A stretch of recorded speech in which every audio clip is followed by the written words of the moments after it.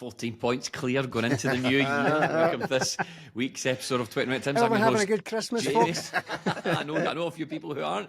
I am Jamie. I'm joined by Stephen. What's happening? And Martin Melly. Oh yes, a week is a long time in football, Jamie and Stephen, isn't it? It's a long time for your Barry Fergusons, your Keith Jacksons that were tipping the comeback Chris to be on. Boydsies. Listen, you guys have had a couple of At The Match podcasts out. Where do you get those? I hear you ask. We can get them on Apple Podcasts. You can get them on Substack. But more importantly, you can get that along with lots and lots of other great videos and podcasts and writing on patreon.com/20minutetims. And with the Glasgow Derby coming up, we're going to have pre-match. We're going to have post-match. We've already had Rangers scouted.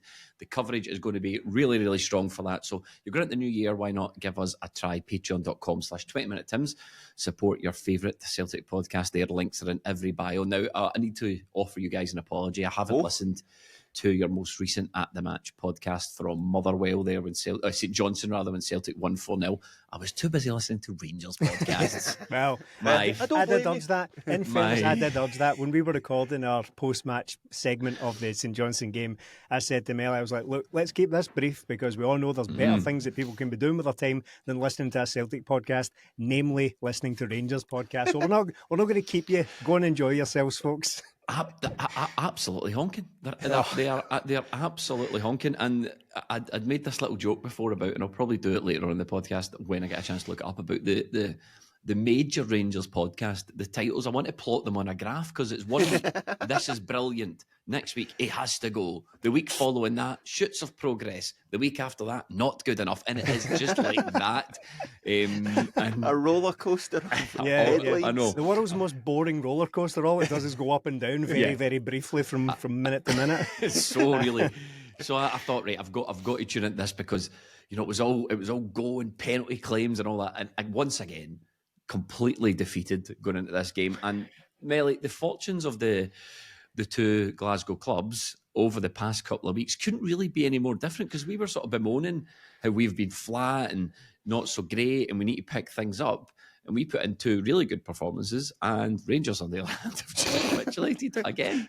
Hey, see, before you start, by the way, see if you're going to turn Scottish football upside down, moaning about refereeing conspiracies and penalties and all that, you better come correct for the next 10 games or so. You better not shit the nest within minutes of you doing all that sort of stuff just to keep yourselves right, but you couldn't manage that, eh? See, while we're on the subject of Rangers podcasts and refereeing conspiracies, just to combine the two very briefly. So obviously, Motherwell got a goal disallowed for dubious circumstances for a foul on Jack Butland there, which...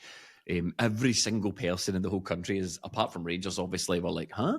But I was listening to another Rangers podcast. The name of it's here. It's BBC Sports Sound. And I was listening to that one, and they were talking about the Rangers game, and the Rangers supporter who hosts it, Kenny McIntyre, that's his name. He covered the penalty incident like this, literally like this. He goes, and Motherwell had a goal chopped off for a foul on Jack Butland, but we all had to look at it in here and we agreed it was well chopped off. So everyone agreed, let's move on. I was like, now over to Ross County. I was like, hold on. All the other mics are muted. Everyone agreed? Yes, correct. We're moving on. Speak now. That's not how that goes, Kenny. But anyway, Melly, back to the Celtic. We've been performing quite well recently.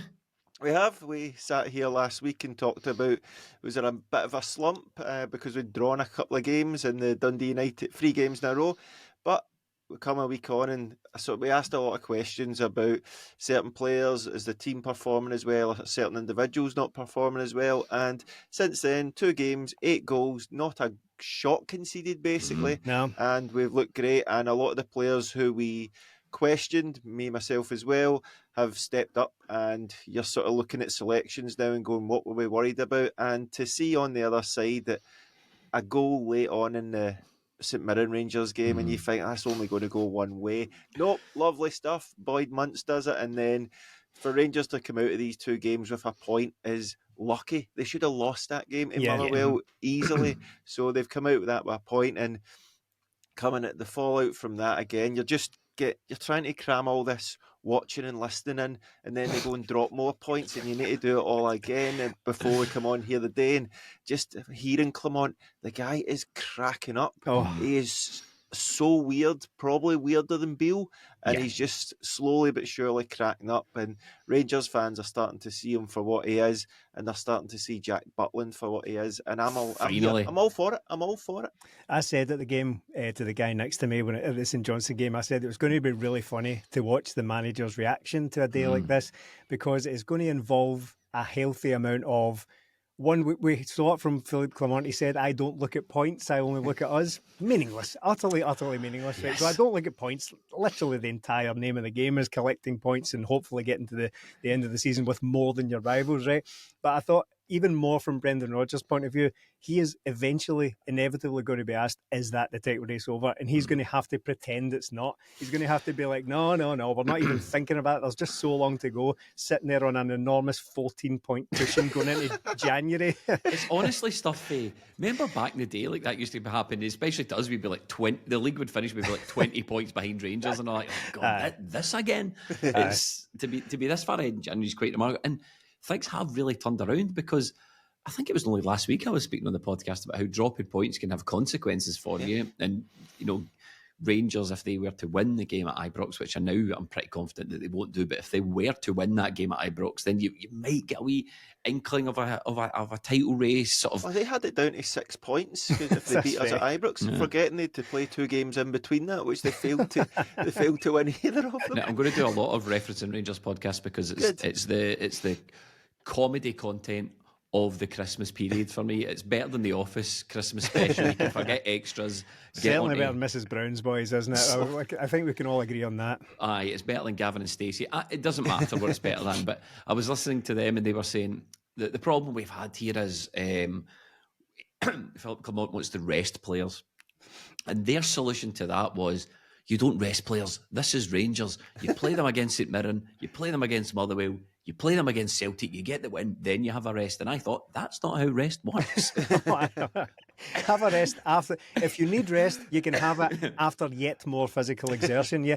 I noticed that has become the new villain, rather than they perish the thought, right, that anyone comes to terms with Rangers simply being second best in every conceivable department to Celtic. The new villain is sports science. Yeah. I've noticed that as well. Now, we've had a lot of fun this season with the catchphrase utter woke nonsense, but it's always ladled in hefty heaps of irony, right? We're just reclaiming it. Yeah, we've been reclaiming it, but they are actually unironically using it and calling it.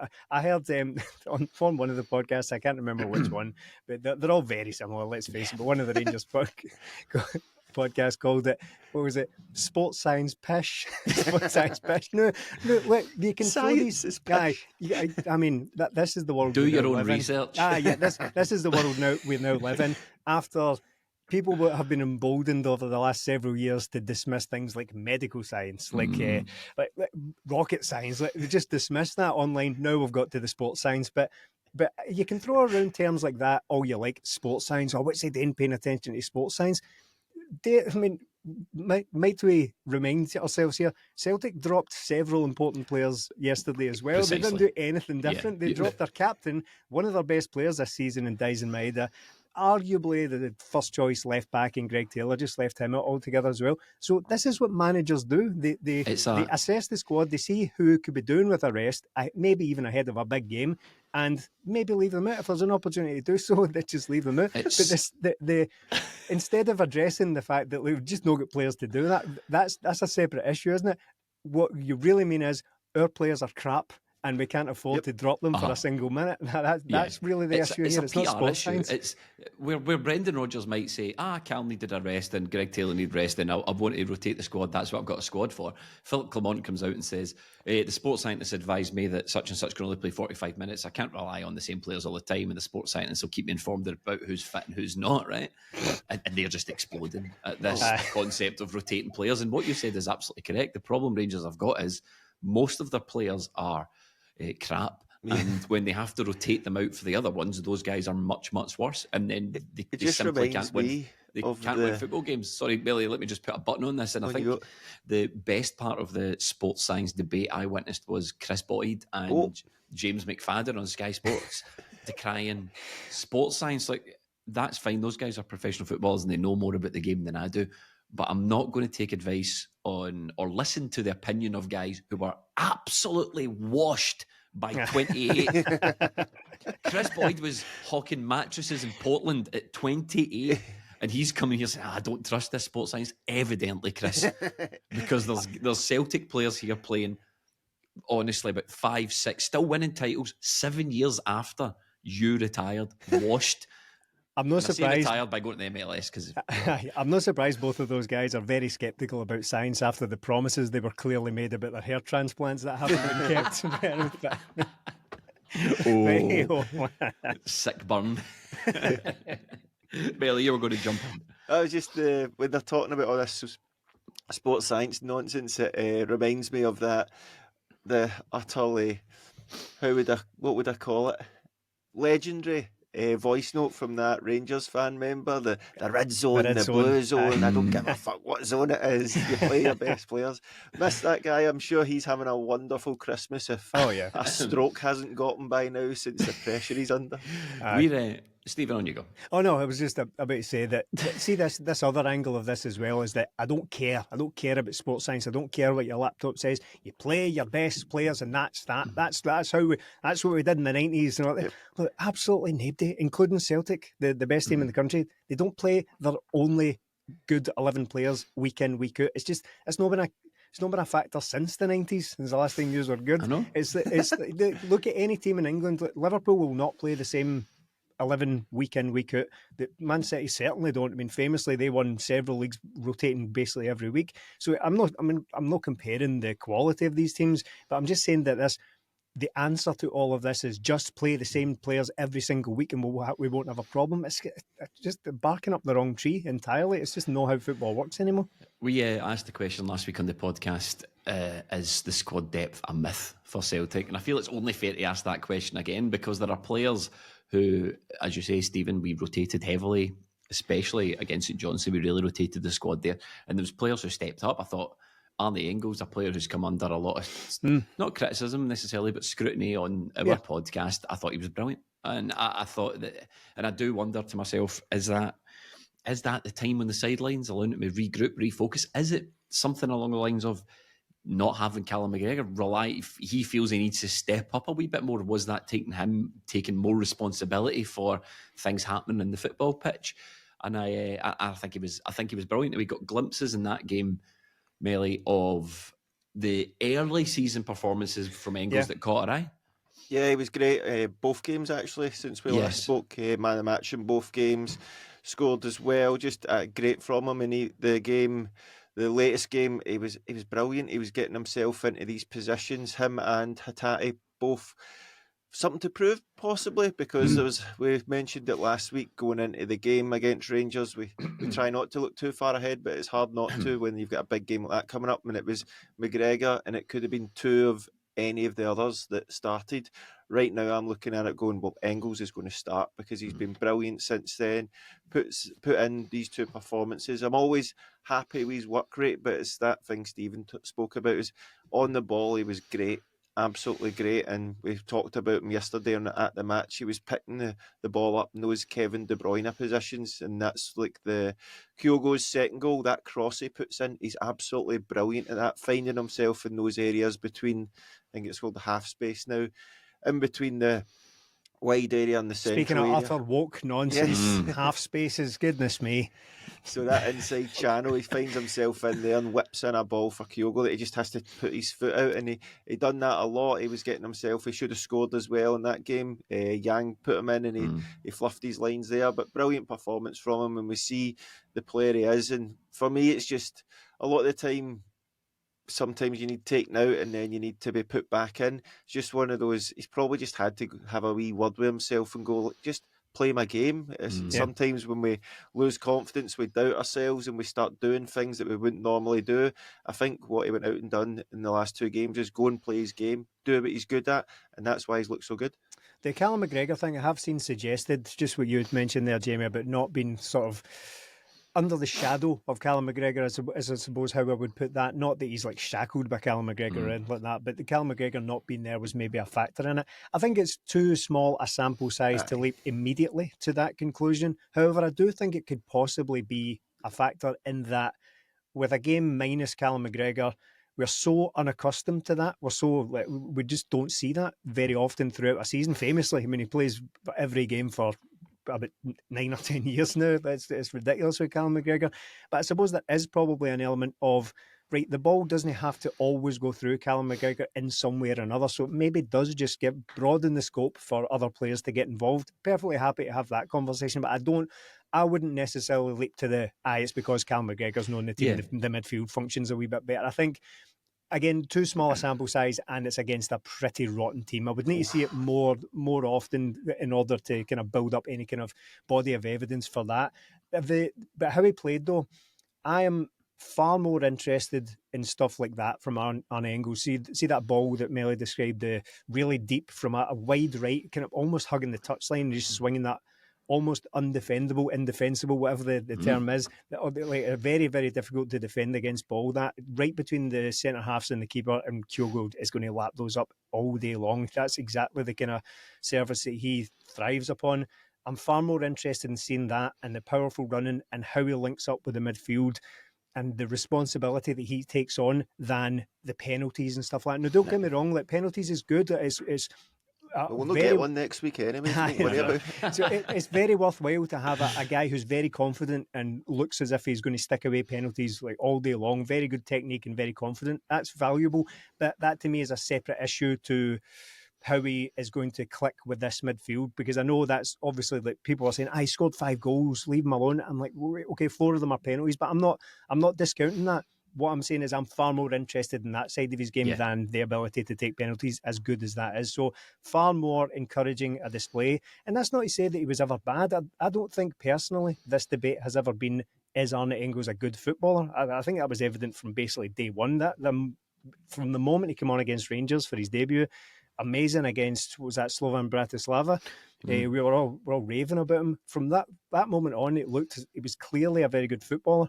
But it was about how he comes through that inevitable first dip in form for a younger player, because we've seen it so many times before. We saw it with Hatate in his first season. Even O'Reilly is another one. So we see it all the time. It's about coming through the other side of it. And I didn't really see anyone writing him off or saying he was a dud or any of that stuff. It's really just kind of assessing where is he going to be once he comes through this slightly, wasn't he going to be all rosy forever? How's he going to come through this little bit of slump? He's lost his place in the team, albeit temporarily. How's he going to come through this? So I'm really impressed with what he's got coming back into it, especially going into such a big game.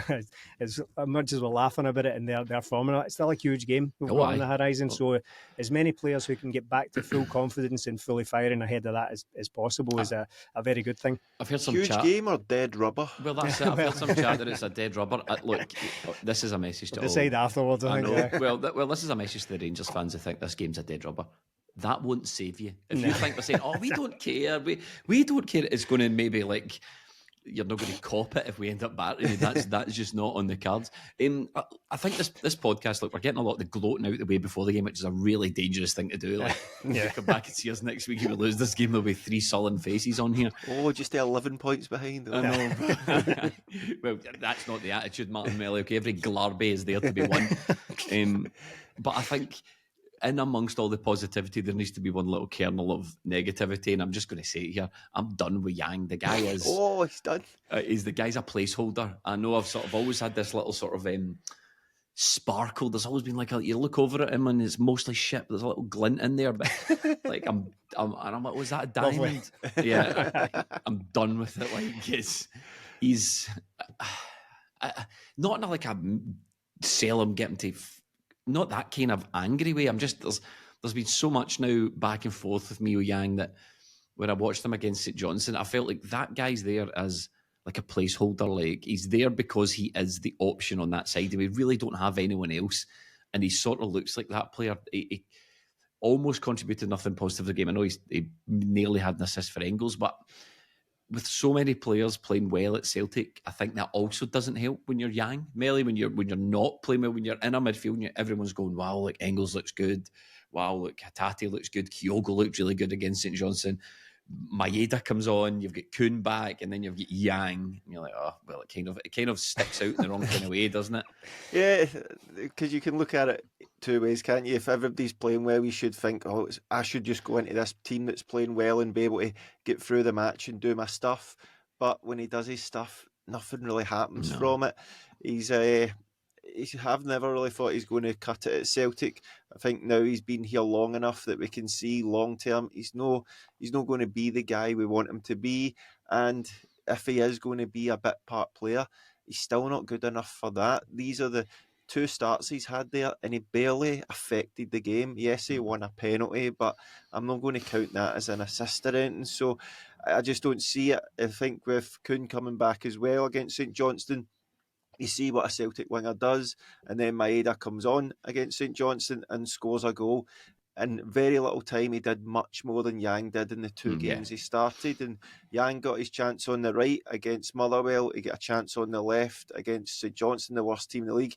And he didn't even put in a very good performance. And these are the games that if he's going to be a squad player, he has to come in and perform in. And he didn't do it. I don't wish any harm on the guy. I just don't. He's not going to be good enough for Celtic. Yeah. If he's not going to be Christmas. Hopefully, no physical harm befalls our footballer who's just trying his best. Very brave of you. Thank you, man. No problem, mate. I'm not going to deny that. Putting rivalry aside. Yeah. He's trying his best, but he's just never going to be there. And if you're going to be a squad player at Celtic, there is a point when, like now, when James Forrest and Kuhn's having to be managed, that you're going to have to play. He's had his opportunity to play, and he's shown again that he's not up to it for me, and it's a position Celtic need to address in the next few weeks. I see on the back of this selection that Celtic had at the weekend, Football Galaxy brain twins, Ewan Murray and Tom English.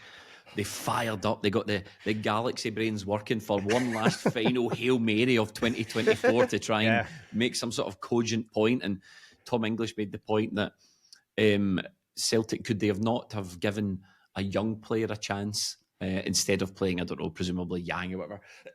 Excuse me. And Ewan Murray made the very astute point that he's obviously been sitting on for a very, very long time, that no Scottish players started for Celtic. Stephen, I'm going to pass on to you because I'm on the verge. I'm on the verge of a coughing fit. So if you could just take that point over and go with it, that'd be great. Yeah, I mean, how long have you been waiting for that? If you're waiting for a Celtic team that features neither Greg Taylor nor Callum McGregor, he must have been sitting on that all season, just rubbing his hands. Oh, here we go. Yeah. I'm going to have a go at the academy thing. Put the budgets aside this week. Well, that's exactly what I was going to come on to. To me, that is very, very similar to the very tedious chat about budgets that comes around every time Celtic smash a team domestically. I think that it's not only because it's the usual suspects who are wheeling it out at this time, right? It's not just that reminds me of it. It's just that once again, it's Celtic are back playing really, really well. What can we find to diminish this in some way? If it's no budgets, they're on to us about the budgets thing. What can we do about this thing? It's the academy thing. Again, and how I would also liken it to the budgets thing is that I said at the time when people were talking about budgets, that conversation, that grown-up conversation about budgets and the redistribution of wealth in football can happen, but that's not what this is it? It's really giving just it way more credit than it deserves. So that's what I mean. It's not that. There is a conversation there to be had about youth development in Scotland and what's going wrong with it, because nothing's really happening, certainly not at Celtic, and that's unfortunate. So the conversation there can happen, but not immediately after Celtic have just won a game really, really well and played really well. I mean, we talk about the slump and all that. Really all we're dealing with is a very minor dip in the middle of the season during which we've just been absolutely flying, right? But again, that conversation can happen. I think that's okay because we're just talking about the football at the end of the day.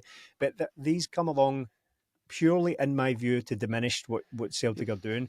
I'll happily have the conversation about the academy, the dearth of academy talent coming through at Celtic, if people are really interested in it. But that's not what these two guys are doing.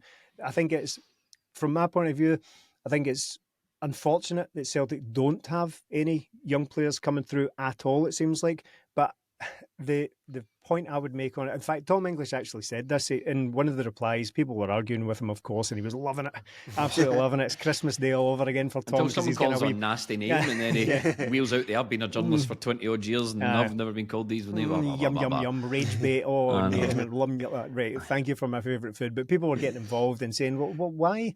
Like, why do you feel the need to say this now? And he was saying things like, well, are you telling me none of the Celtic youth products are good enough to get on the bench? Well, the obvious answer is probably no, because Brendan Rodgers is aware of them and would consider them. If they were good enough to play, they probably would.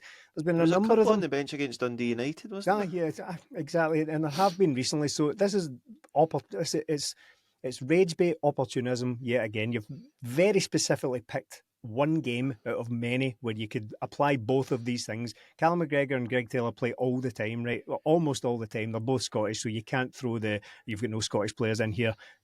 Celtic have often got academy products. Now, I do note that Tom English specifically said young academy products. He's not doing the thing that you're letting away with James Forrest, 33-year-old James Forrest, and calling him an academy product, right?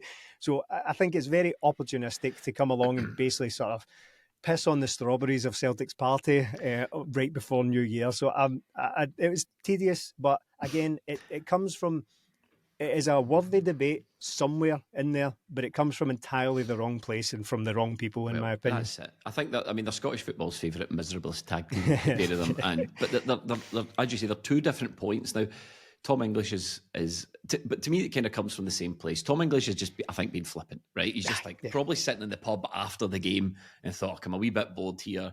I've got no games in my phone. We've all done it. I'm a wee bit bored here. I've got no games in my phone. I'll throw some red meat out to Twitter and see what comes from it.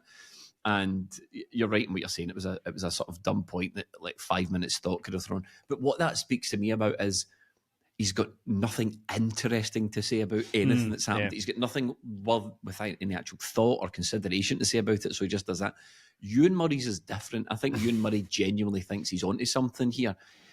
Have you seen that clip where Jeremy Irons suggests that a man could marry his own son for tax reasons? No. Right. No. Well, if you haven't seen it, right? Jeremy Irons is getting interviewed. Jeremy Irons, actor, is getting interviewed about same-sex marriage years ago, and he says, "Well, it's in real life." Oh. Yeah. For tax reasons, shouldn't a man marry something? And he thinks it's a real and he actually sits back and goes, so just proud of the point he's made, yeah. And then the interviewer just sort of goes, what do you mean? And he has no follow-up. That, I think, where Ewan Murray's coming from. He really thinks he's onto something here with these this no Scottish footballers, despite the fact that they're all in Serie A and the Premier League and elsewhere, playing at much higher levels. So I think the pair of them are similar insofar as they've really got, it just speaks to the fact that they've got nothing interesting to say about football, really. They have nothing of any real insight to add after the game, and then they just come out with this stuff, as you say, Stephen. It's just there to piss on Celtic strawberries, and it's Celtic strawberries because you're not allowed to do it to Rangers fans. Otherwise, they turn up at your front. Otherwise, they turn up at the front door of your work if you do it to them. This isn't just my opinion, right? Because you can look through the replies. I assume. I mean, I glanced briefly across it just to see, as I say, the rage bait and the inevitably tedious tit for tat that goes on in the replies to these. So it may well have blossomed into a worthwhile debate afterwards. We'll see. But you can look at the replies, and does anyone argue back with a salient, with a proper point and say, well, this is the reason that Celtic aren't able to put these players in these positions? It should be on merit. It shouldn't just be to please the media. They shouldn't. Celtic don't owe the Scottish. Celtic don't owe the Scottish national team players. We've got business to take care of, all that sort of stuff. Do you think you would actually argue back and say, well, that's a very good point, or is it just typical old firm fans, as they'd probably call it, getting all angry in my replies? It's so transparent. It's not a debate. It's just a grenade being rolled in there to ruin the party for Celtic yet again. And we've already given it enough oxygen. A grenade to ruin the party. What a grenade bizarre would ruin a party. And I've confused everyone with my very niche Jeremy Irons reference that I'll post in the Discord. Trying to get Jeremy Irons cancelled after all this time. Get yourself into the Discord.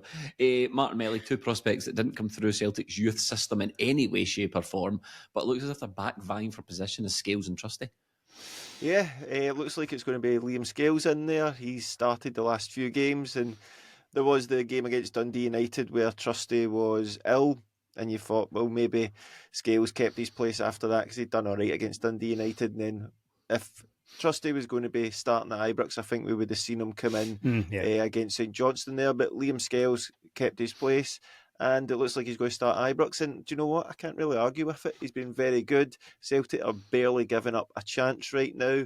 There was a couple of breaks from St Johnstone where Scales just outpaced their strikers and swept up. Him and Carter Vickers have got a decent relationship back there, so I'm happy enough with that. Possibly a wee bit harsh on Trusty. He wasn't great in the cup final, and since then he seems to have lost his place. Whether the illness done that as well, and Scales has come in, but this is kind of what we want, isn't it? If somebody drops out, the guy that comes in to replace him does well, and then keeps his place. Competition is healthy at Celtic right now, and in that position we've got 3 good players vying for 2 positions, and it looks like right now it's Scales and Carter Vickers going into that. And look, Scales has been there and done it at Ibrox. He's never lost there, I don't think, for Celtic, so I'm happy to see him in there, and I never thought I'd be saying that. Yeah, no, but can I just remind everyone, Stephen, that Liam Scales almost gave away or is the cause of the penalty incident of the century. So I know he did okay when he came on, but I personally am much more comfortable with Austin Trusty at the back, and if Trusty was fit, I would be. I mean, I'm not going to be super worried with Scales and CCV, but I would be considerably less worried with Trusty and Carter Vickers at the back. Yeah, I genuinely, I'm not sitting on the fence here, but for various reasons, in the current circumstances, I don't really have that much of a preference, because I found it very interesting, to say the least, that Trusty was taken off for a specific tactical reason in the cup final. Now, it was nothing to do with injury, and then, as Melly says, he got ill, which is, not exactly what you want when you're vying for places, because that's sometimes when you can completely fall out of the picture if someone else grabs that opportunity. But I was very interested when he was taken off for specific tactical reasons, namely because Celtic, or Brendan Rodgers, wanted Celtic to progress the ball more quickly with Scales on the pitch rather than Trusty. And I thought, that's not a great thing to be saying about Trusty, especially when you think about Celtic's style of football. And I had to laugh. I noticed that after it was put to Brendan Rodgers about how well Celtic have done this year and how all the amount of goals they've scored and how they've hardly conceded any, he started getting in digs about how everyone was talking about how it's not bad for a slow team that don't play attacking football. And I'm like, did anyone ever say that? That's about a year since we've been talking about that. Brendan Rodgers has still got it locked and loaded up there. Michael Jordan every single time. But where was I going? So the way that Celtic play, it's all about moving the ball quickly and getting out wide quickly. And then I thought, if Trusty's, it might just be a one-off. I don't know, but he's not really been back in the team since.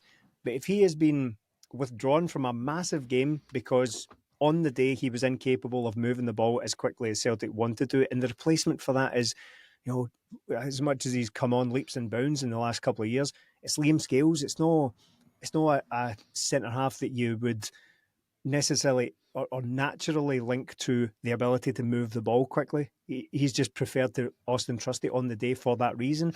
I thought that's really quite interesting, because I don't think Trusty has really put a foot wrong. I think he's been good when he's been here. I think we were all getting accustomed. We were all getting used to the idea of having the Twin Towers back there, the Team America at centre half. But it hasn't worked out like that. I'm not really that bothered about it for now, because what I've always said, and what I said again at the match yesterday, is that my main concern with that position next to Cameron Carter-Vickers is that someone is there on merit. It's not because someone else has had an absolute disaster and here we go with plan B. That's not what's happened. Scales has got back in the team for specific tactical reasons and has kept it so far. But that said, we've got such good competition for places at the moment that I genuinely wouldn't be surprised if Trusty just played the next game. I think it's unlikely because of what we're seeing just now, but I really wouldn't be that surprised. I think it's 2 good options we've got there. I was discussing the refereeing mistake of the century recently when I was when I was discussing Liam Scales, and I just got some breaking news here. Oh wow! The VAR panel has adjudicated on several things over the weekend, and I just want to draw your attention to Motherwell v Rangers: own goals scored, goal disallowed, potential foul in the build-up. incorrect. Oh. He does even itself out over the course of a season. So I just someone just put it in the group chat. I hope I've read that right. It is a very lengthy worded document, but I hope I've read that right. Melly, we've got some options going into Ibrox, into the Lions' Den, even though there's no lions there, is there? We've got the choice of Gucci Greg Taylor at left back or Valley. Who are you going with? I think right now I'd go with Baye. I just feel, I'm not sure, I'm not sold on it. I think he did okay against St Johnstone, but I don't know if it was enough to sort of cement his place. I would prefer Baye because I think he's maybe a wee bit safer with his passing right now, but Greg Taylor, he's cost us. He was at fault, wasn't he, for 2 bad mistakes against Rangers last time? Yeah, and he did. And even apart from that, he's been quite error prone recently. That constant passing across the pitch, like blind passes he's playing into the midfield from dangerous positions. That's something that needs to be cut out, and it actually was because he was taken out of the team. And that's usually the thing that's best about Greg Taylor. He's safe, he's a good passer of the ball, he's not that powerful runner, but that's what the best part of his game, and it sort of came away from it recently. And with the way we've seen Rangers play in the cup final, I think they will play the same way again. They'll sit in Celtic and try and press on any mistakes Celtic makes. So having Baye in there, for me, would be a bit better. He's a bit more of a willing runner as well, so he likes to make those sort of runs beyond, and he's a bit more direct than Taylor, and I think that might be what Celtic need, because I expect Rangers to sit in, I expect Celtic to have a lot of the ball, so what I don't want is those passes inside constantly, because that's when we can get broken upon. So for me, I would go Baye. Do I think he'll start? I don't. I'd probably say Rodgers will think that Taylor is a safer option and he's been there and done it. But personal preference would be Baye if Kieran Tierney doesn't sign in time. Stephen?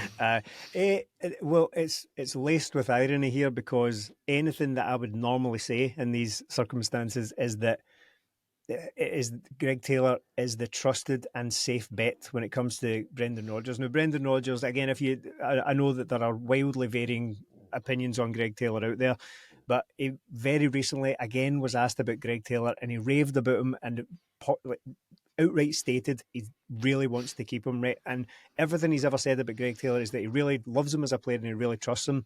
So I buy all of that and I roll that into this conversation. But I'm like, that's been the problem recently. The problem recently is that he has not been trustworthy, that he's been woefully out of form and very error prone. So all of the usual defences I would make for Greg Taylor and his inclusion in this game don't count. They're invalid for the moment, because that's just not how he's been playing. That wouldn't completely discount his worth to a game like this, because we've said it about Scales as well. Greg Taylor has been there and done it against this team as well. In these fixtures, isn't it? Yeah. It can be. It certainly can be. I know that there will be maybe not that many players who are new to it. Engels has only really played. He came off the bench in both games prior to this, I think. So he will be the only probably brand new, or relatively brand new player to the fixture. I don't think, other than that, you're not really looking at anyone and thinking, oh, this could make or break you. It's a team full of experienced players in this fixture. Greg Taylor just adds to that. But I think it can be important. But the fact is, he's just not been in good form and hasn't been for a wee bit. There was one game quite recently, the one where he set up Ida, was it? The kind of ball over the top. Yes. Was that Aberdeen? I think he came on and made a difference in that game. But other than that, he's just been so unpredictable, which is not something that we really associate with Greg Taylor. I know a lot of people do, right enough. That's the funny thing. A lot of people think he's very unpredictable. In fact, they would agree that he's predictable, but not in the ways that we would like him to be. So I'm really torn on it, and I know I've kind of sat on the fence with both positions here so far. I think Brendan Rodgers will play Taylor. I think he will play Taylor, and it's for the reasons that I've just argued against, to be honest. I think if Brendan Rodgers will weigh everything up and think, but he's still my best bet in there to be tactically disciplined against a I mean, I'm not going to stretch the good team, but they will be right up for it. They will be the most difficult domestic team we'll still face. Yeah, so that's what I'm getting at. I think I'm more leaning towards Greg Taylor. Maybe not necessarily in my preference, but I think that's what Brendan Rodgers will go for on the day. Yeah, I think for me, there's not much else to discuss as far as selection. I think the team otherwise, apart from these positions, pick themselves. So there's maybe a discussion over Ida and Kyogo, but I just think in these games, for me, Kyogo's undroppable. I think he's absolutely brilliant against Rangers, and I think he does quite well. I think I disagree a bit there. You want to disagree with me? On you go. I'm a big fan of Ida, and away from home especially, I think he gives Celtic that a different option. And looking at the goals Rangers conceded against Motherwell, it's crosses in behind them, it's crosses where they are sort of longer balls where the defence doesn't deal with it properly. The first one proper heads the ball against a guy right in front of him. Good, is he? And the second one's a cross in, a really good finish for the Motherwell player. But if Celtic have Arne Engels in those positions that can deliver balls up to Ida, I think it puts the Rangers defence under immense pressure. If it's going to be Sterling and proper, Celtic need to get at that, and I've no doubt Kyogo can do it, but I just feel that the Ida gives us something a bit different. I don't think he'll start, but I would just say I would prefer him to start, and it's something that Celtic could go a bit more direct. I do believe we're going to have a lot of the ball. Rangers are going to sit in, like I've said, and Ida gives us that different option of being able to cross the ball a bit higher or put it down the channel so he can get in behind. Whereas Kyogo, you sort of need to play to his strengths, and that strength is low crosses and that. And I'm not sure with Rangers sitting in so tight that we're going to get a lot of that space for him. So for me, I would go with Ida, because just watching that defence try to deal with any sort of ball against Motherwell, it was absolutely pathetic. And again, the goal that was incorrectly disallowed, as you've said, Jamie, that was a ball put on top of their keeper where the defence had no chance of clearing it either. So if Celtic can get corners, if Celtic can get balls on top of their two centre-halves and that absolute myth of a goalkeeper, I think Ida's the man for that. Especially with Engels' delivery in there. It was only a year ago Adam Ida was arriving at Celtic, and people were apoplectic about it. People were like, this guy is just the most pathetic transfer window we've ever seen type patter was what we got. Third choice striker at Norwich, was it? Third choice striker. Is this the best we can muster up? The third choice striker at Norwich. Who else joined that? Was it Kuhn? Did Kuhn arrive? Kuhn arrived, and that was only two arrivals. We went in looking for a left back for the whole window and came out with letting Bernabei go. Yeah, that's right. I know, and it looks like he's gone for good. It looks like he may go, but a year is a long time in Celtic, as we hear Stephen, and things are actually. The year as a whole, even though it didn't look like that when we were sitting in these chairs this time last year, the year as a whole has really been pretty good for us. Oh, absolutely outstanding. Now, like we come on here every week and we talk about the football, and that might involve ups and downs, but that's what really doing a podcast and being a fan is ultimately at the end of the day. You talk about the individual things. It's the hows and the whys that I find interesting as a football fan. So if we come on after a draw, I nearly said something very strange there. So if we come on after a draw and we talk about how the midfield isn't quite clicking, there's Kyogo out of form and all, it's just because that we're football fans and we talk about the hows and the whys and the reasons. That's the most interesting bit. However, it is also important to zoom out and look at the bigger picture, and the bigger picture is very bright for Celtic indeed. You look back across a calendar year, which I know that's not how football works. We don't work in calendar years, but we are at the end of 2024, and you look back and what was it? Celtic have lost 2 games in the calendar year, and that is honestly that's they're complete ridiculous. Right, okay, so let's talk about them individually. Right, Dortmund gubbed. Right, I'm not going to hands up. You got me. Absolutely. Such a bad beating that almost doesn't count. Exactly. So, I'm not going to make any excuses for that. Absolutely humped, right? But you look at the other one, and it was the Hearts fiasco involving, what was that, Yang's sending off and Mr. Beaton. The handball that Iwata it hit the back of his arm as he was jumping for the ball, or jumping away from the ball or something like that. So that was the game we were most angry about basically all of last season. And those are the 2 games, and it's inside 12 months inside a calendar year that Celtic have lost. There was a graphic doing the rounds. I can't remember the specifics of it, but it was all the games that Celtic had lost previously in just years from 1995. Sometimes it's as high as 13. Sometimes it's like 10, 8, 13, 11. And this year it's 2, which is the lowest by a significant margin. A significant margin. It's miles. To put that into perspective, like Rangers are Celtic's title rivals, such as it is this season. They've lost 11. They've lost 11 in the calendar year. 11 I think meltdowns. It was. Yeah, so it is remarkable of Celtic to go this length of time and lose 2 games. One, an outright demolition at the hands of a big, good team, and the other, it seemed sour grapes of me to sit and call it some sort of robbery. But ultimately, there were clear reasons that Celtic were not going to be allowed to win that game last year, and we've already spoken about them. So, all in all, a pretty good year at the office, as it were. Some going from Celtic, unbelievable. And it's, as I say, it's very important to just pause every so often and think what an achievement that is, because I know that seasons don't quite work like that. So you'll have trophies that were won last season, and then more this season, and then that'll follow on in next season. But as far as the year goes, unbelievable from Celtic, quite literally at sometimes. Because about this time last year, Millie, we were still in our we can't win 3 games in a row era. Yeah. That was that. So we've done no bad.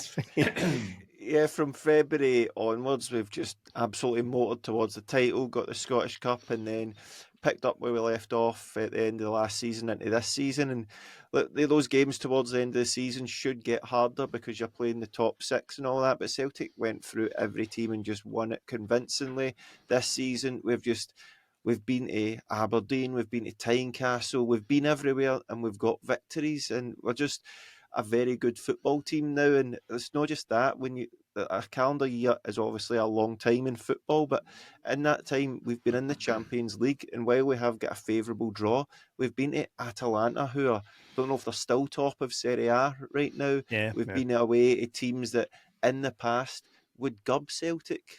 Celtic would have lost those games before, but we seem to be a team that knows what we're doing now, and we're going into this January, and it's usually January.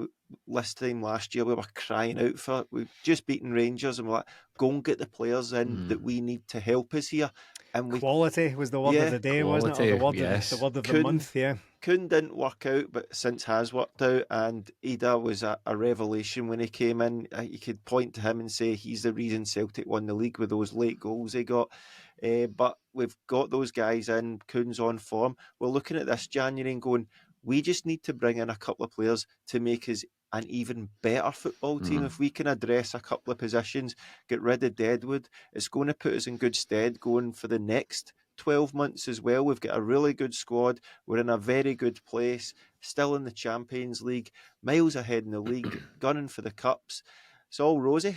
If you want to join a community of thousands of Celtic fans, join us on patreon.com/20minutetims. We can join that community, get involved in the Discord, get extra podcasts, get extra videos, get extra writing. Free trials are on now if you want to try those out.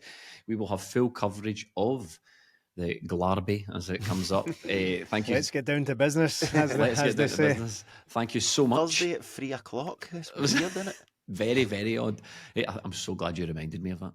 It's that time of year, isn't it? I hate that cliche. I don't know what day it is, but genuinely had no clue what day it is. Sometimes cliches are cliches forever. A good cliche is a good cliche forever. And on that bombshell, we shall end. Thank you so much for joining us, and we'll see you next week, unless, of course, you're on Patreon. Thank you.